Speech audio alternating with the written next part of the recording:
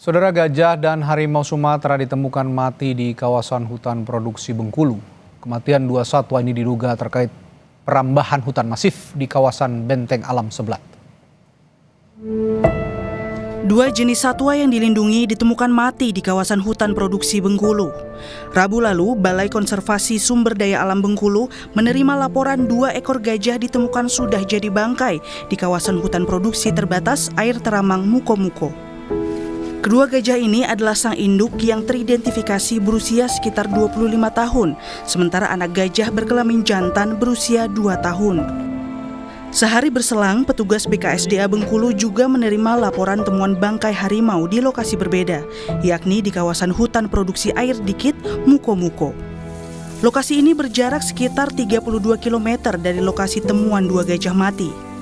Kematian 2 satwa ini diduga terkait perambahan hutan masif di kawasan Bentang Alam Seblat. Lembaga Konservasi Kanopi Hijau Indonesia menilai ini jadi tamparan di tengah upaya Satgas Merah Putih menertibkan perambahan hutan dan kebun sawit ilegal di habitat gajah dan harimau Sumatera. Karena kita sama-sama tahu bahwasanya Satgas Merah Putih itu sekarang kan sedang bekerja. Dan di tengah mereka bekerja di Bentang Seblat, itu harimau dan 2 ekor gajah itu tuh mati pada waktu yang hampir bersamaan. Saya mau bilang sebenarnya tim Satgas ini sepertinya itu dia diremehkan oleh orang-orang yang melakukan tindakan kejahatan atas matinya 2 jenis satwa yang dilindungi di Bentang Seblat.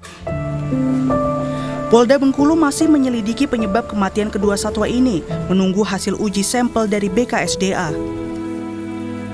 Untuk hasil penyelidikan kami belum bisa menyampaikan lebih lanjut karena masih harus menunggu hasil laboratorium, karena ada beberapa sampel tadi yang diambil oleh dokter yang dibawa untuk diuji laboratoris untuk mengetahui penyebab kematian dari 2 ekor gajah tersebut.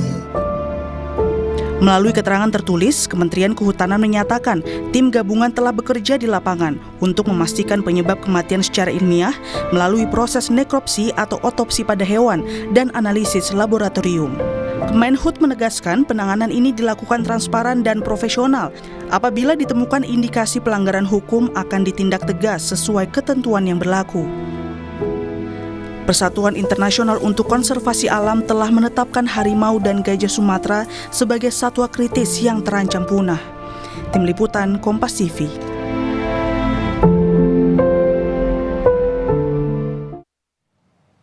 Di tengah gencatan senjata dengan Iran tanpa batas waktu, Presiden Amerika Serikat Donald Trump memperingatkan bisa menyerang jika Iran berperilaku buruk. Kami punya